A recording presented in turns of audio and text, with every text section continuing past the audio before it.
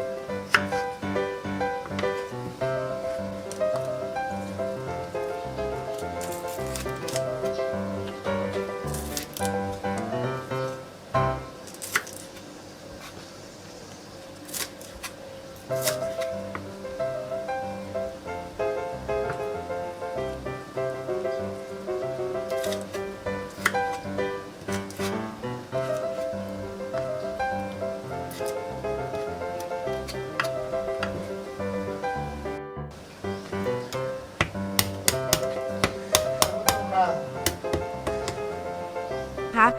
ซึ่งเป็นน้ำซุปที่ทำเองนะคะอยู่ในคลิปใต้นี้นะคะเรามีวิธีทำอยู่แล้วนะคะหลังจากนั้น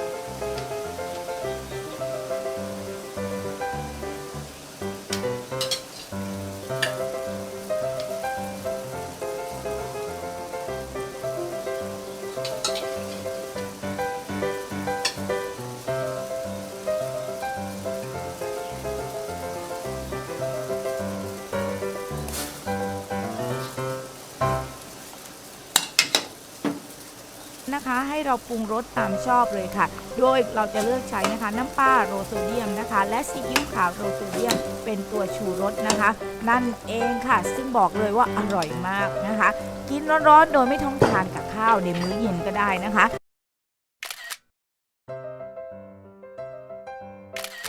ทีนี้เรามาเริ่มขั้นตอนแรกกันนะคะ เราก็จะใช้อกไก่ในลักษณะอย่างนี้นะ โดยที่เราต้องเอาด้านนอกที่มันเป็นมันออกให้หมดเลยนะคะ ไม่ให้เหลืออันนี้ยังมีเหลืออีกนิดๆนะทีนี้นะคะเราจะใช้ช้อนจิ้มนะเพื่อที่จะเครื่องที่เราจะหมักเนี่ยมันจะได้เข้าไปเยอะๆเลยนะคะนี่ใช้ช้อนจิ้มอย่างนี้นะคะใช้จิ้มให้หมดเลยทั้งหน้าและหลังนะ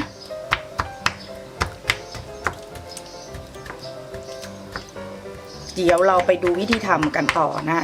นี่จะเริ่มจิ้มนะนี่นะคะจิ้มจนหมดเลยสูตรนี้นะคะจะฉ่ำนมนะคะแล้วก็ที่สำคัญเนื้อไม่แห้งนะคะหลายคนเจอปัญหานะเนื้อแห้งนะคะแต่สูตรนี้บอกเลยเนื้อไม่แห้งนี้ขั้นตอนต่อไปนะคะให้เราใส่ภาชนะลงภาชนะอย่างนี้เนาะไก่ใส่นมนะคะ2 ถ้วยตวงและนะคะเกลือสีชมพูนะคะ1 หยิบมือ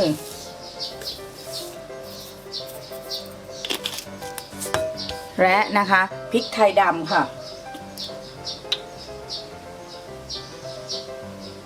ตามชอบเลยนะอันนี้น้ำมันหอยโลโซเดียมนะคะ1 ช้อนโต๊ะซีอิ๊วขาวโลโซเดียม1 ช้อนโต๊ะนะคะหมักทุกอย่างให้เข้ากันนะคะอาจจะใช้มือนิดนึงนะอันนี้ล้างสะอาดแล้วนะบางคนก็ใช้ถุงมือก็ได้นะอันนี้กินกันเองก็ไม่ได้อะไรมากมายนะคะ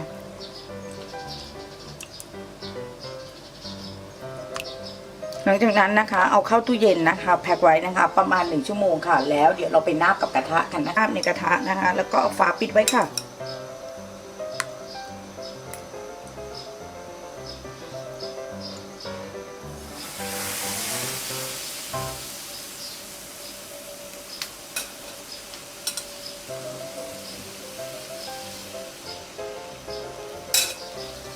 เราฝาปิดไว้นะคะแล้วก็ใช้ไฟค่อนข้างต่ำนะคะนาบไว้อย่างนี้นะคะค่ะทีนี้นะคะเราก็จะเห็นว่าไก่เป็นอย่างนี้แล้วเนาะเราก็พลิกนะคะอีกด้านนึงเลยค่ะ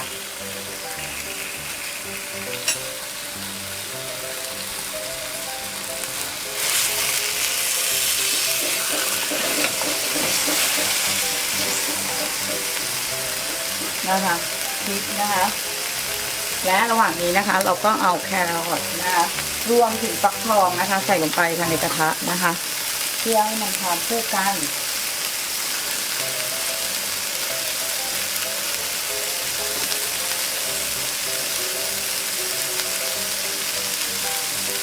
นะคะก็หมั่นดูแครอทหน่อยนึงว่าพวกนี้มันจะนั่นหรือยังนะ